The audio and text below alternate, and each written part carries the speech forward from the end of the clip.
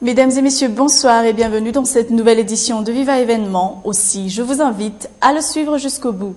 À la une de l'actualité, ce jour, Coolroger Limoges 7 de ses conseillers. À la base, leur inefficacité dans la rédaction de la politique générale du gouvernement.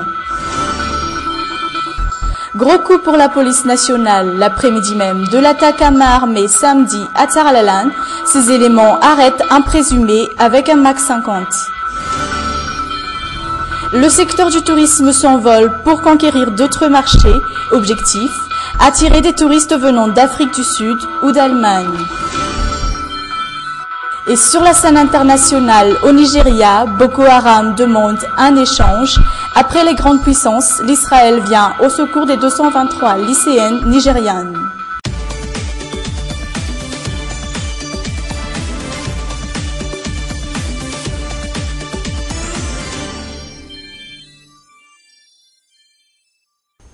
Le fait que 65% des touristes à Madagascar soient des Français peut être tant amélioratif que péjoratif pour le pays. Les problèmes, comme le cas de Nouspé, désignés en orange par le gouvernement, affectent directement le tourisme malgache. Raison pour laquelle l'Office national du tourisme projette d'ouvrir les portes à d'autres marchés, outre le marché français. De leur côté, les prestataires de services malgaches sont-ils prêts à gérer ce changement ? La réponse dans ce reportage signé Marna Twinjarv. Cet hôtel se trouve à 15 km de la ville. Avec ses 4 années d'existence, sa clientèle est constituée essentiellement de ressortissants français. Le registre nous montre toutefois que l'hôtel a également l'aptitude de recevoir d'autres nationalités, entre autres des Indonésiens, des Mauriciens ou encore des Polonais.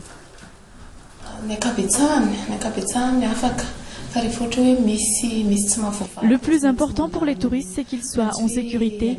À part cela, la plupart d'entre eux s'expriment soit en français, soit en anglais.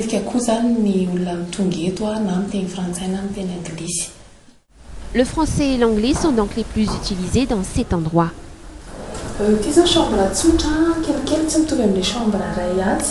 Les indications affichées dans toutes nos chambres sont également en français et en anglais. Dans le cas de force majeure, l'hôtel a recours au service de traducteur.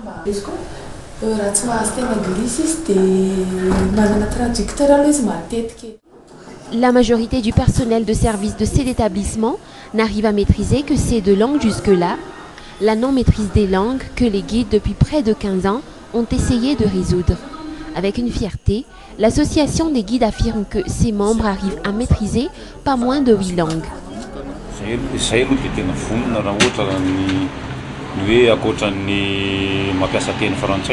Nous maîtrisons parfaitement plusieurs autres langues, dans l'allemand, l'italien, l'espagnol, le chinois et bien sûr l'anglais.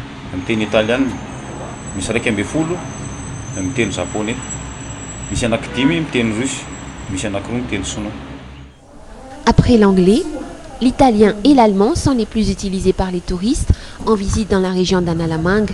Le mois d'avril, l'Office régional du tourisme d'Analamang a vu passer 4 ressortissants italiens et 10 ressortissants allemands. Les responsables au sein de ce bureau qui sont en contact direct avec ces touristes venus des 4 coins du monde.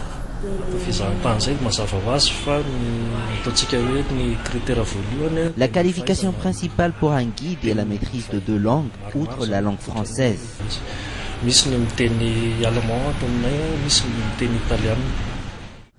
Les responsables de cet office sont convaincus que des efforts sont encore à fournir concernant la maîtrise linguistique. L'exemple le plus près, ce panneau à l'entrée, inscrit en langue française et anglaise uniquement. Satisfaction pour la police nationale, la sécurisation de l'environnement nocturne dans la capitale ces derniers temps a porté ses fruits. Les actes de banditisme ont largement diminué en l'espace de quelques semaines. Certes, la police nationale reste sur ses gardes et compte bien perfectionner davantage la sécurisation de la ville d'Antananarive. Reportage d'Aris Ariel et Yves Janel. Le banditisme se fait rare depuis peu. Après des descentes fréquentes de sécurisation de l'environnement nocturne dans la capitale, durant les 9 dernières semaines, la police nationale est fière du résultat.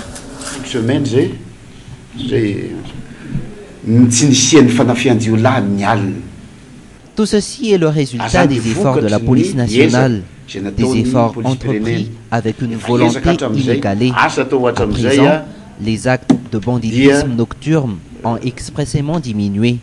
À cela s'ajoute ces couvre-feux pour les bars de la capitale.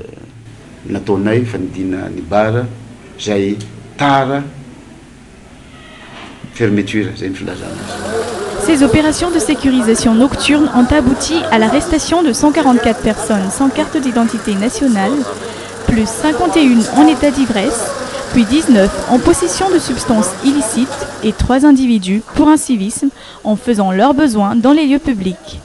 À cela s'ajoutent également 109 individus simplement suspects qui ont juste été enquêtés par prudence.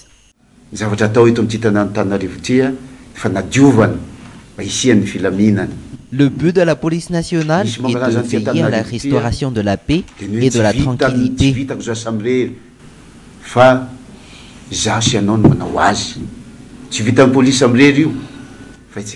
Pour ce faire, nous avons besoin de compter sur tout un chacun.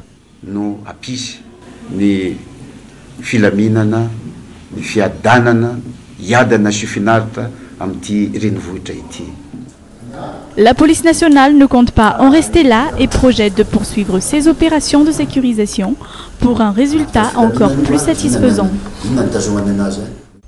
Et les bons résultats continuent pour la police nationale. Samedi dernier, ils ont arrêté un civil dans les quartiers de 67 hectares pour possession d'armes à feu, un MAC 50, censé appartenir aux forces de l'ordre et qui pourrait être celui utilisé lors du vol à main armée perpétré par 2 individus samedi matin à Tsarlalan. Une attaque de bandits en plein jour et en plein centre-ville qui fait état de plus de 20 millions d'ariars dérobés. Une toute autre forme d'actualité, après avoir suivi les généralités concernant la lutte contre l'invasion acridienne dans la région de Bunglav le week-end dernier, nous allons à présent entrer dans les détails de cette lutte anti-acridienne. Comment les équipes techniques sur place œuvrent-ils? La réponse avec Yves Chanel.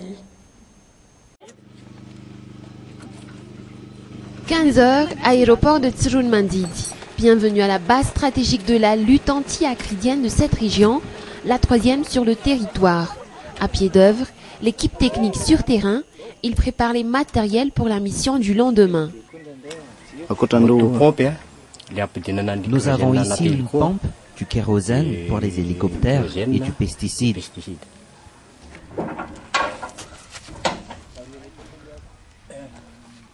Parmi les 20 membres de l'équipage, Fanz et son coéquipier assurent l'embarquement des matériels nécessaires, des barils de kérosène et d'insecticides. Ce chauffeur de poids lourd natif d'Antsui travaille ici depuis une semaine. Je ne suis ici que depuis une semaine, mais je suis fin prêt pour œuvrer avec la FAO.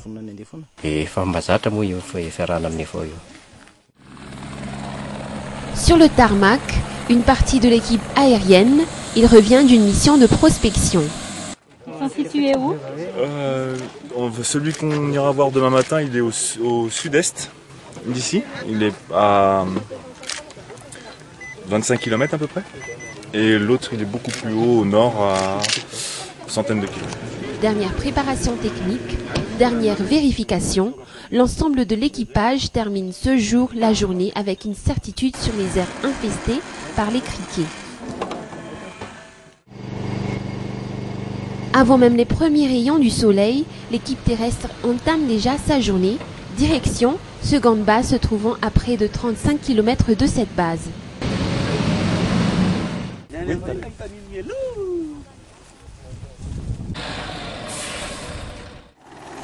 Arrivé, l'insecticide de nouveau embarqué dans l'hélico pour être de suite déversé sur les lieux préciblés.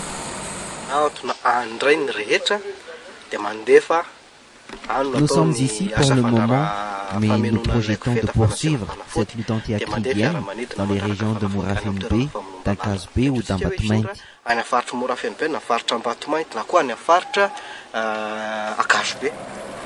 Des insecticides recouvrant une surface de 800 hectares ont été déversés durant cette journée. L'hélicoptère a effectué au moins 6 vols près de 3 tours d'horloge. Une opération aérienne estimée à 2400 jusqu'à 2500 $, soit une somme pas moins de 5 500 000 aviages.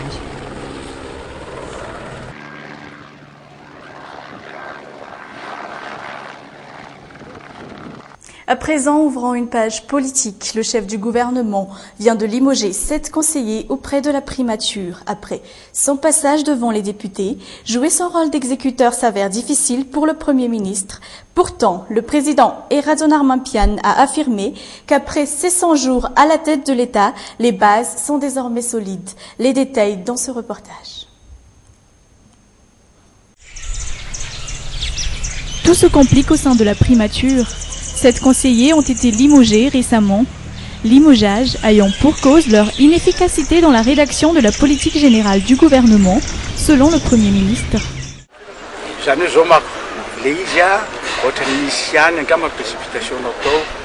J'avoue que c'était une décision un peu précipitée, d'autant plus qu'aucun organigramme n'est officiel pour le moment à la primature.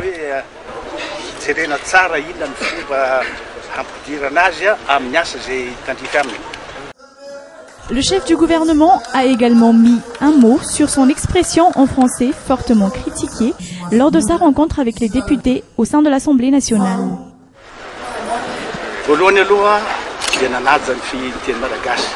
Avant de m'être exprimé en français, je me suis déjà exprimé en malgache.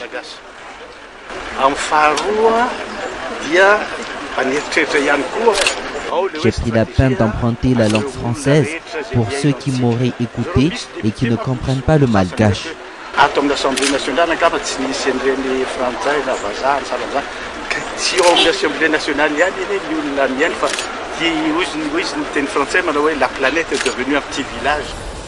En tant que Premier ministre, il devrait maîtriser à la perfection la langue malgache. Aussi, sa double nationalité gêne bien des compatriotes.